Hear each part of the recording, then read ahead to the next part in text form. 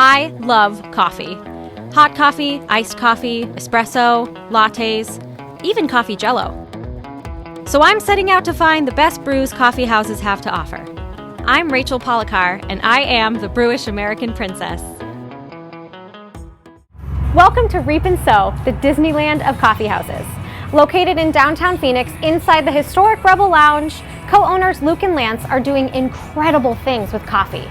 So the cool thing about Reap and Sow beverages is you get a cocktail experience in coffee form. So all the flavor combinations and all of the presentations are gonna look and feel like you're getting a fancy cocktail, except they're coffee. I'm gonna start with the cold desert. This is cold brew, grapefruit, and Topo Chico. The grapefruit with the coffee, it's just a perfect flavor combination. It's bright, it's refreshing, I love it.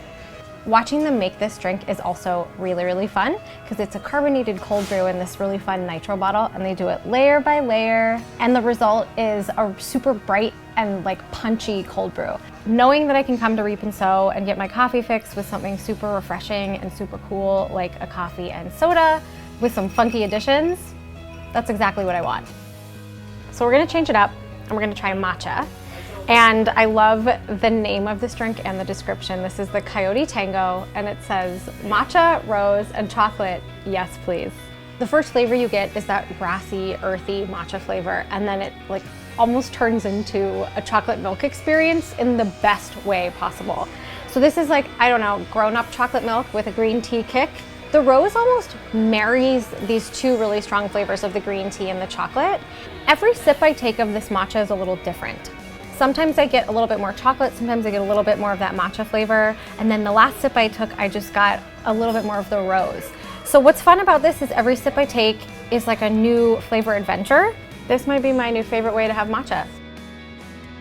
So I have had a lifelong love affair with breakfast cereal, and now as an adult, I love coffee. Enter the cereal killer latte, which is Fruit Loop, cereal milk, and espresso. I'm gobsmacked by this latte. This is exactly what I was hoping it would be. Two of my favorite things combined into one outstanding little coffee baby. It's like liquid Fruit Loops mixed with a really, really sweet, perfectly pulled espresso. The Fruit Loop flavor doesn't fight with the coffee, so I think what makes this latte successful is the cereal milk. So they're not adding a syrup, they're not adding like an artificial flavoring. You are getting smacked in the face with the real deal, with the actual cereal that you see on top of the latte. So many places have tried to successfully execute a cereal milk or a breakfast cereal inspired latte, and I feel like I'm usually disappointed. This is probably the best one I've ever had, and I've had a lot of breakfast cereal inspired lattes. This is hands down my favorite one. This one's called the Clausen. This is espresso, tonic, mint, and blackberry. There are real blackberry pieces in it. Berry and coffee is such a cool combination to me because you get a little bit of that tart acidicness from the berry, and then with the espresso, the two flavors just marry so well.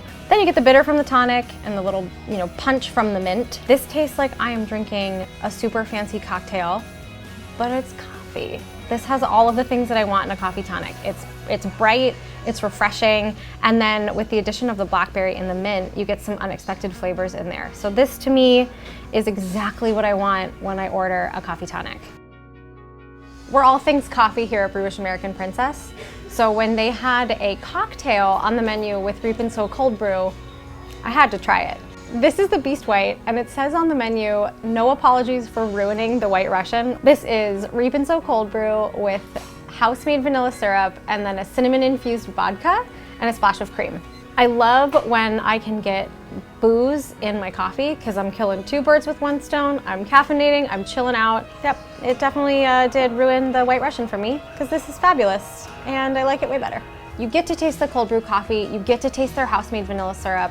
The cinnamon, the vodka, all those flavors come through. They're not overpowered by any one element of the cocktail. I guess you could say that their co-owner slash barista who made my drinks, Luke, is like a baristologist or a coffee mixologist, because that's totally what they're doing here. It's coffee mixology, and I am here for it.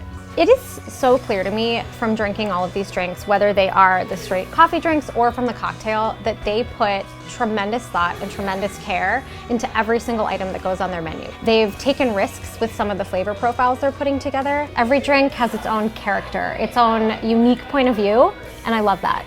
Sipping my way through the seasonal menu at Reap & Sow today was a thrill ride. Reap & Sow Coffee Bar is the new endeavor by Driftwood coffee owners Luke and Lance. Open since October of 2020, Reap & Sow has all sorts of cool merch, including stickers, stainless steel mugs, and t-shirts.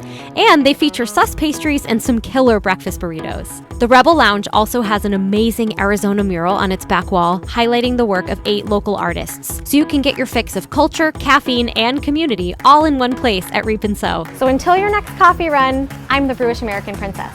L'chaim!